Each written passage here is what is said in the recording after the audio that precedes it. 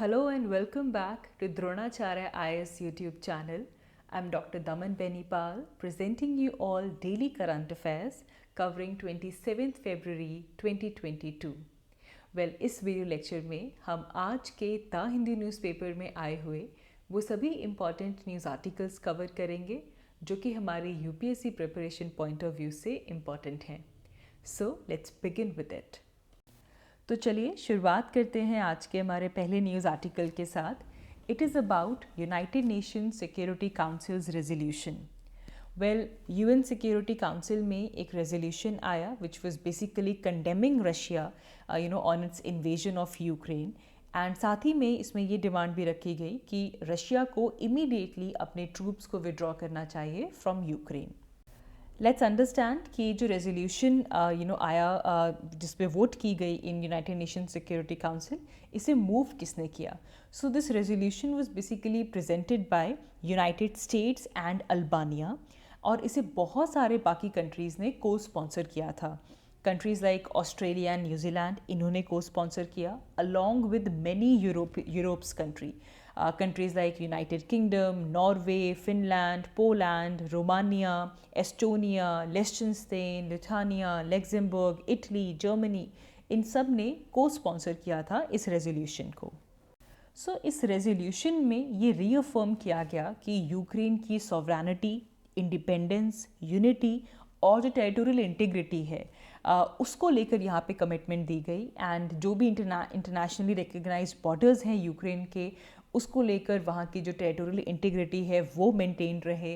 उनकी sovereignty, independence, unity, इन सब को रीअफर्म करने के लिए ये रेजोल्यूशन था. एंड इस रेजोल्यूशन में बहुत ही स्ट्रॉन्ग टर्म्स के अंदर जो रशियन एग्रेशन है अगेंस्ट यूक्रेन इसे डिप्लोर किया गया. एंड इसमें ये भी कहा गया that Russia shall immediately cease its use of power against Ukraine. And किसी भी तरह का वहाँ पे जो अनलॉफुल थ्रेट है या फिर जो फोर्स है उसे वहाँ पे यूज़ ना करें और किसी और यूनाइटेड नेशन का जो मेंबर स्टेट है उसके अगेंस्ट भी अपनी फोर्स यूज़ ना करें. एंड इस रेजोल्यूशन में ये भी ऐड किया गया कि रशिया को इमीडिएटली पूरी तरह से यूक्रेन की टेरिटरी से अपनी जो मिलिट्री फोर्सेस हैं उन्हें विड्रॉ करना चाहिए. And it also asked Russia कि उन्होंने जो यूक्रेन के जो दो एरियाज़ हैं, डोनेस्क एंड लुहांस्क एरिया, इसको लेकर जो रिकग्निशन दी है, अपना ये डिसीजन भी इसे भी वो रिवर्स करें. नाउ लेट्स सी कि जब यूनाइटेड नेशन सिक्योरिटी काउंसिल में ये रेजोल्यूशन आया तो कौन कौन से कंट्रीज़ ऐसे थे जिन्होंने इसके फेवर में वोट किया या फिर किन किन ने अब्सटेन किया. Well, there were 11 countries who voted in the favor of this United Nations sponsored resolution.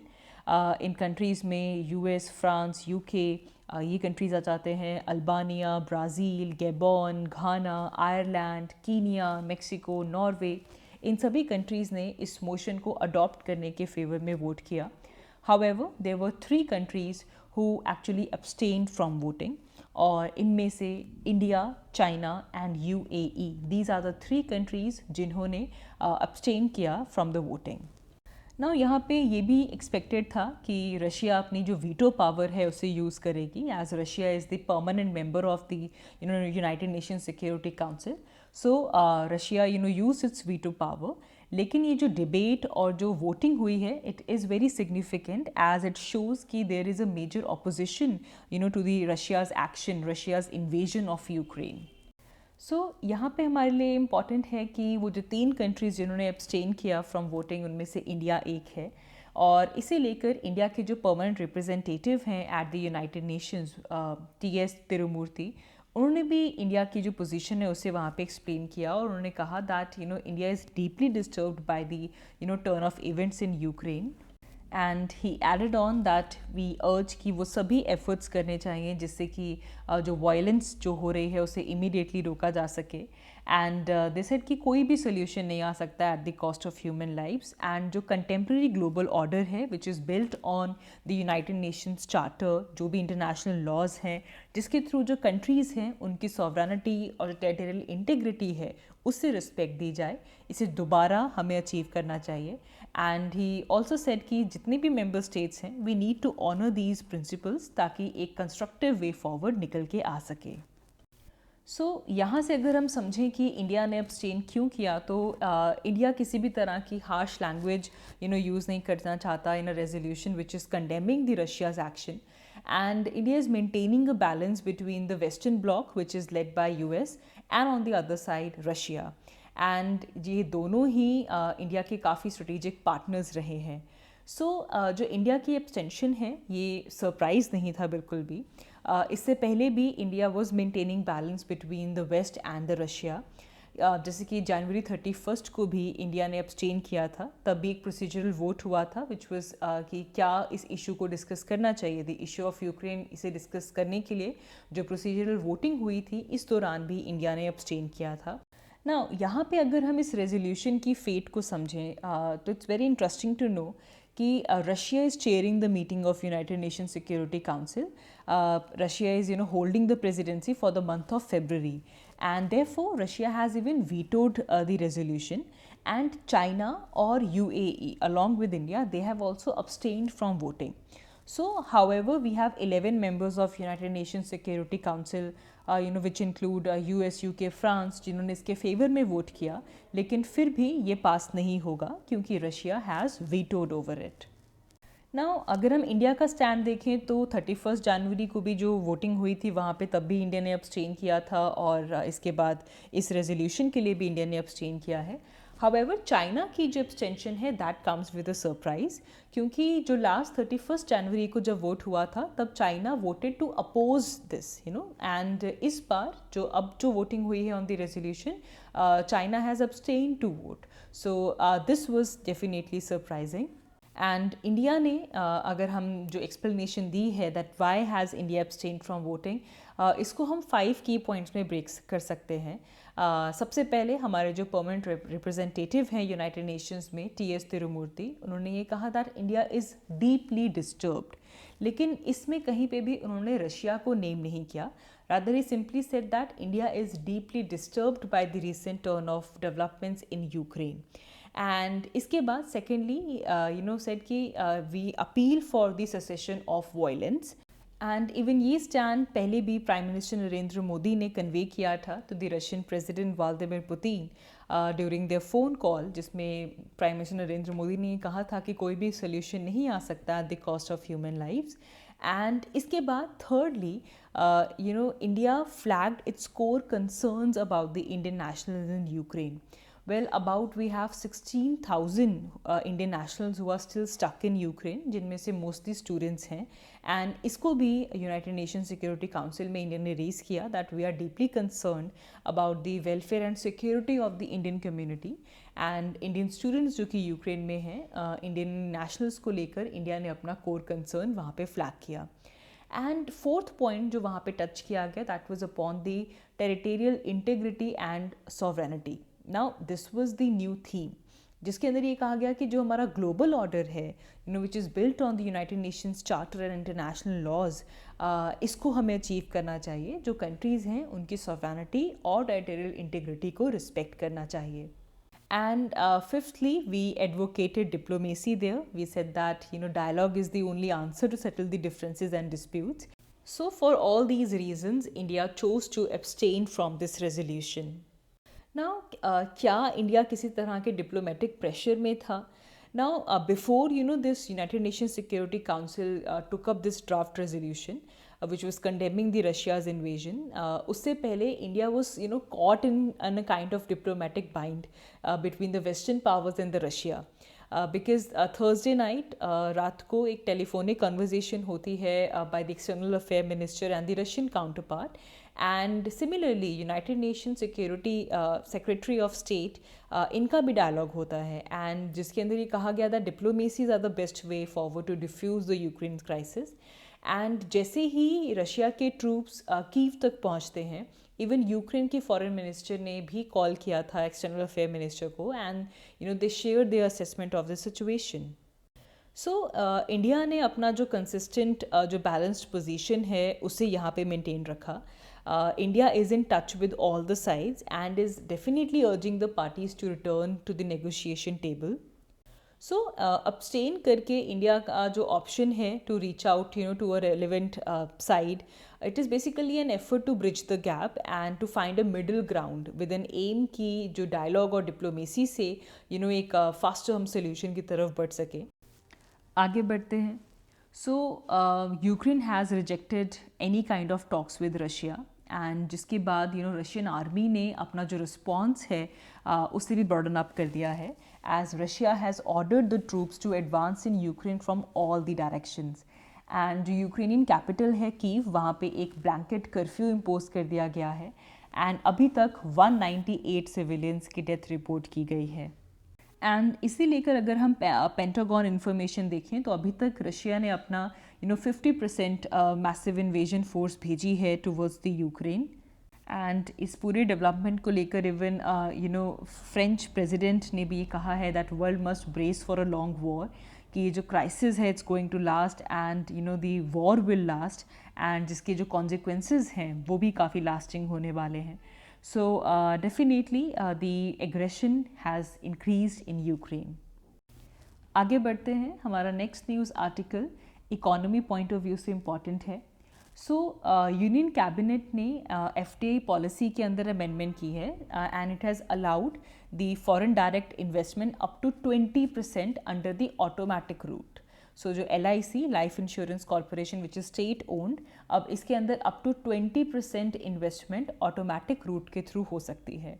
Now just before the IPO initial public offer of LIC is expected and it is expected to be the largest in the Indian capital market and उससे बिल्कुल पहले automatic route के अंदर 20% FDI को clearance दी गई है। And ये जो FDI पॉलिसी चेंज की गई है, it is basically to facilitate the foreign investment in LIC up to 20%। Now इस LIC IPO को लेकर अगर हम इंडस्ट्री एस्टिमेट्स देखें तो ये कहा जा रहा है कि government is expected to mobilise around 63,000 to 66,000 crore for the proposed share sale and basically to meet the disinvestment target of 78,000 crore for this financial year 22। But अभी तक LIC ने अपने IPO प्राइसेस जो हैं वो अनाउंस नहीं किए हैं। सो जो हमारी एग्जिस्टिंग FDI पॉलिसी है उसके अंदर किसी भी तरह का specific provision in terms of foreign investment उसे स्पेसिफाई नहीं किया गया है, उसे प्रिस्क्राइब नहीं किया गया है।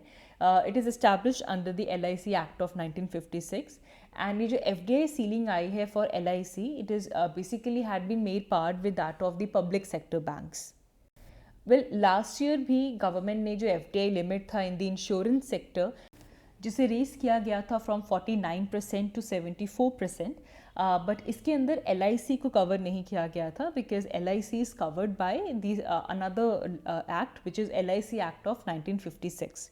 Now, it is basically a positive signal to the investors.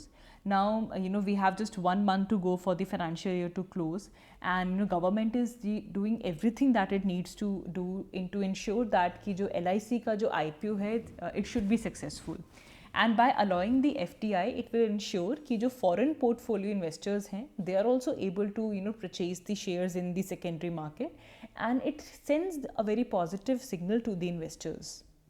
क्योंकि अगर हम अभी तक की जो प्रेजेंट हमारी FDI पॉलिसी है उसे देखें तो पब्लिक सेक्टर बैंक्स के लिए जो FDI सीलिंग है that is 20% on the government's approval route, and it has decided कि जो फॉरेन इन्वेस्टमेंट है LIC के लिए it should go up to 20% and including the other such bodies.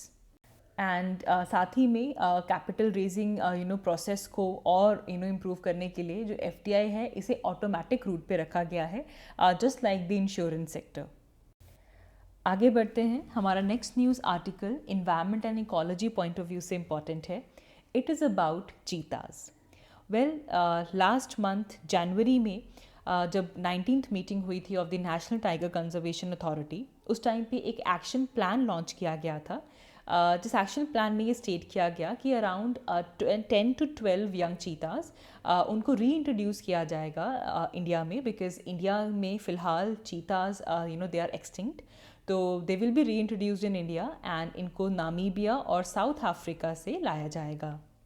And जिसे लेकर जो एनिमल है उसकी लिनीएज, उसका जेनेटिक हिस्ट्री है, उसे एग्जामिन किया जाएगा जस्ट टू असेस कि किसी भी तरह का कोई इनब्रेड स्टॉक तो नहीं है, और जो आइडियल एज ग्रुप है उनको इंडिया के अंदर री इंट्रोड्यूस किया जाएगा सो दैट इंडिया में एक सूटेबल फाउंडिंग पॉपुलेशन आ सके फॉर चीताज़। एंड इंडिया में एक फाउंडिंग पॉपुलेशन इस्टेब्लिश करने के लिए वी नीड अराउंड 35 चीताज़। एंड इस एक्शन प्लान में जो प्रपोज साइट है जहाँ पे चीतास को री इंट्रोड्यूस किया जाएगा that is the Kuno Palpur national park. Kuno Palpur national park Madhya Pradesh में है and there are 3 other reserves in the central India only जहाँ पे कंसिडर किया जा रहा है कि चीतास को री इंट्रोड्यूस किया जाए। Now, according to the plan, central government along with the environment ministry and cheetah task force, they will create a formal framework जिसके अंदर जो गवर्नमेंट है नामीबिया या फिर साउथ अफ्रीका की, उनको कोलैबोरेट किया जाएगा through the ministry of external affairs. And same respect में इवन नामीबिया में एक प्रेस रिलीज़ हुआ जिसमें नोट किया गया कि इंडिया से कुछ डेलीगेशंस ने विज़िट किया है and they have visited the चीता conservation fund and they have held the bilateral and technical discussion on the introduction of cheetahs in India. Now, इससे पहले भी कूनो नेशनल पार्क न्यूज़ में थी बिकॉज व्हेन इट केम कि Asiatic lion के लिए site कौन सी होनी चाहिए, तो तब भी कूनो नेशनल पार्क वो suppose to be the site for the Asiatic lion. However then Gir को कन्फाइन किया गया कि जो गिर है वहाँ पे एशियाटिक जो लायंस हैं दे will be introduced. So the wildlife experts, the wildlife officials from Madhya Pradesh as well as the Indian Forest Department and Wildlife Institute of India, they visited Namibia and they reported they are satisfied. लेकिन अभी तक कोई भी formal memorandum of understanding sign नहीं हुआ है, which is important in terms of the transfer of cheetah to India. Now ये जो चीतास को रीइंट्रोड्यूस करने का जो प्लान है इसे लेकर हमारे पास कुछ इंडिपेंडेंट कंजर्वेशनिस्ट हैं। दे आर सेइंग कि इससे जो अगर हम चीता को इंडिया में इंट्रोड्यूस करते हैं तो जो हमारा बिग कैट के ऊपर जो फोकस है it will shift from the lion towards the cheetah and they are saying that there is more urgent need for the second home for the lion right now. आगे बढ़ते हैं। हमारा next news article again Russia Ukraine conflict की वजह से European union ने काफ़ी sanctions लगाए हैं ऑन रशिया।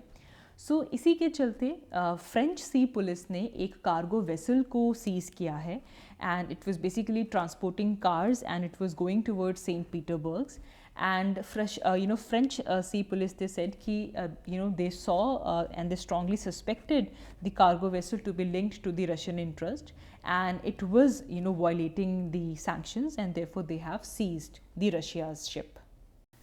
So क्योंकि रशिया की जो एग्रेशन है यूक्रेन में वो काफ़ी इंक्रीज़ हो चुकी है, तो वी आर सीइंग कि there are so many refugees who are trying to flee from Ukraine and they are trying to enter into the other European countries. सो यहाँ से एक बार क्विकली रिवाइज कर लेते हैं कि यूक्रेन को कौन कौन से कंट्रीज़ बॉर्डर करते हैं। Well, as you can clearly see Ukraine is bordered by Russia and यहीं पे हमने दोनबास और लोहांस्क एरिया को भी देखा था। तो सबसे पहले तो रशिया यूक्रेन को बॉर्डर करता है, we all know this, and जिसकी वजह से ही अभी कॉन्फ्लिक्ट चल रहा है। इसके अलावा you will see in the north we have Belarus. Okay, Belarus के बाद आप देखेंगे थोड़ा वेस्ट में आपको दिखेगा Poland, Belarus Poland, followed by बिल्कुल वेस्ट में स्लोवाकिया, हंगरी, एंड थोड़ा सा अगर हम सदर्न साइड पे आ जाएं तो Romania and Moldova. So Russia, Belarus, Poland, Poland, Belarus, Russia, Slovakia, Hungary, Romania, Moldova, these are the countries which are bordering Ukraine. ना यहाँ पे अगर हम इम्पॉर्टेंट रिवर्स देखें तो सबसे पहले तो यहाँ पे एक इम्पॉर्टेंट रिवर है दिनेपर। दिनेपर इज़ फ्लोइंग थ्रू यूक्रेन। उसके अलावा अगर हम दिनेपर के थोड़ा सा ईस्टर्न साइड में देखेंगे तो you can see river Donets over here, and अगर हम दिनेपर के थोड़ा सा वेस्टर्न साइड पे देखेंगे so then you can follow river Dniester, but जो दिनेस्टर रिवर है then it enters into Moldova. So Dniester, Dnieper and Donets, these are the 3 important rivers which you can clearly see in Ukraine. इसके अलावा Ukraine के south में हमारे पास यहाँ पे black सी है, एंड अगर हम थोड़ा सा ईस्टर्न साइड पे आएंगे तो here we have sea of Azov, and you can clearly see कि यहाँ पे रशिया और यूक्रेन, ये दोनों ही बहुत क्लोज आ चुके हैं. They are separated by a strait which is called as strait of Kerch. So strait of Kerch separates Russia and Ukraine. However, हमने जब पहले हमारे कॉन्फ्लिक्ट को डिस्कस किया, बैकग्राउंड को देखा, तो we saw that the Crimean peninsula इसकी 2014 में रशिया ने एनेक्सेशन की थी. So these are some important points जो कि आपको यूक्रेन की जोग्राफी पॉइंट ऑफ व्यू से पता होना चाहिए. आगे बढ़ते हैं. So export credit guarantee corporation ECGC, Russia Ukraine conflict के चलते उन्होंने ये डिसाइड किया है that they are going to withdraw the coverage of shipments to Russia, and ये डिसीजन 25 फरवरी से विद इफेक्ट लागू होगा. So this definitely comes as a huge setback for the exporters. So ECGC limited ने basically Russia को restricted cover category के अंदर include किया है. इससे पहले रशिया ओपन कवर कैटेगरी में था. Now because of the ongoing conflict ECGC has put Russia into the restricted cover category. And जो बेसिकली ओपन कवर कैटेगरी होती है, इससे जो पॉलिसी होल्डर्स होते हैं उनके पास कुछ ज़्यादा लिबरलाइज्ड बेसिस पे जो कवर है वो दिया जाता है. So the export credit guarantee corporation of India, ये एक government owned export credit providers हैं, and they basically provide the export credit insurance. And इससे जो इंडिया के जो एक्सपोर्टर्स हैं उनको काफ़ी सपोर्ट मिलती है. एंड इसकी जो ओनरशिप है, it is under the ministry of commerce and industry. And ECGC it is based in Mumbai and established in 1957. तो जो भी इंडियन एक्सपोर्टर्स हैं उनको यहाँ पे क्रेडिट की एक्सपोर्ट क्रेडिट की इंश्योरेंस मिलती है. लेकिन अब यहाँ पे रशिया की जो कैटेगरी है उसे रिस्ट्रिक्टेड कवर कैटेगरी में डाला गया है. आगे बढ़ते हैं. हमारा नेक्स्ट न्यूज़ आर्टिकल कोल की ऑक्शनिंग से रिलेटेड है. So cabinet committee on economic affairs which is chaired by prime minister, इन्होंने अप्रूवल दिया है. दे हैव अप्रूव्ड कि अब से जो ड्राई फ्यूल है इसकी जो ऑफरिंग्स हैं which are done by the coal companies including the state owned companies, now they will be done through a common auctioning window. इससे पहले जो सेक्टर स्पेसिफिक ऑक्शंस होती थी उसकी जगह अब एक कॉमन ऑक्शनिंग विंडो के थ्रू जो ऑफरिंग्स हैं वो की जाएंगी.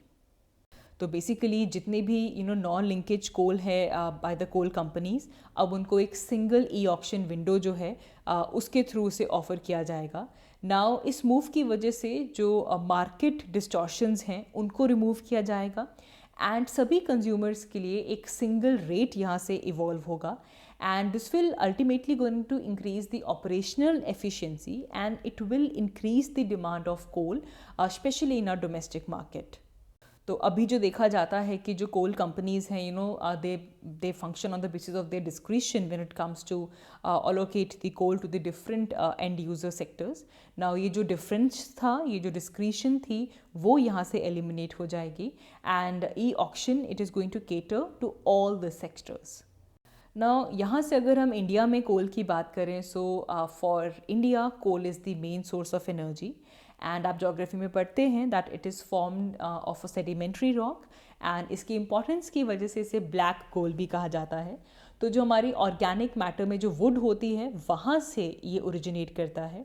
तो अगर कहीं पे कोई बहुत बड़ा फॉरेस्ट वो सबमर्ज हो जाता है, इट गेट्स सबमर्ज्ड और buried under the sediments, and धीरे धीरे धीरे अंडर प्रेशर एंड टेम्परेचर, जिससे कि कोल की फॉर्मेशन होती है. Now this process takes centuries to complete, and we see कि कोल को कार्बन के बेसिस पे उसमें कितना कार्बन है टाइप्स में क्लासीफाई किया जाता है. We have anthracite, bituminous, lignite, पीट.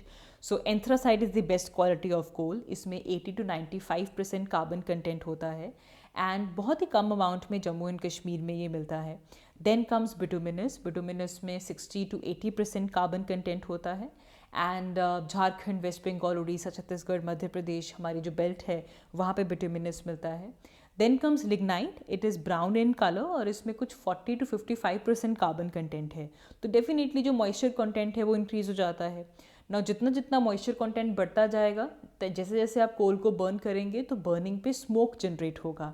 एंड सबसे लोअर क्वालिटी का जो कोल होता है दैट इज़ पीट. इसमें लेस देन 40% कार्बन कंटेंट होता है, and it Burns like would. जैसे वुड को बर्न करते हैं और जैसे स्मोक एंड जो एशेस निकलते हैं वैसे ही पीट बर्न होता है. ना अगर हम कोल की ओनरशिप की बात करें, so state governments they own the minerals when they are located in a particular state, and अगर कोल कहीं टेरिटोरियल वाटर में है या फिर एक्सक्लूसिव इकोनॉमिक जोन में है, तब उसकी जो ओनरशिप है वो सेंट्रल गवर्नमेंट के पास होती है. So that is it, that is all for today's video. हमने इस वीडियो में आज के पेपर में जो इम्पॉर्टेंट न्यूज़ आर्टिकल्स थे उन्हें कवर किया. Thanks for watching. That is all from my side for today. I will see you in my next one. Thank you.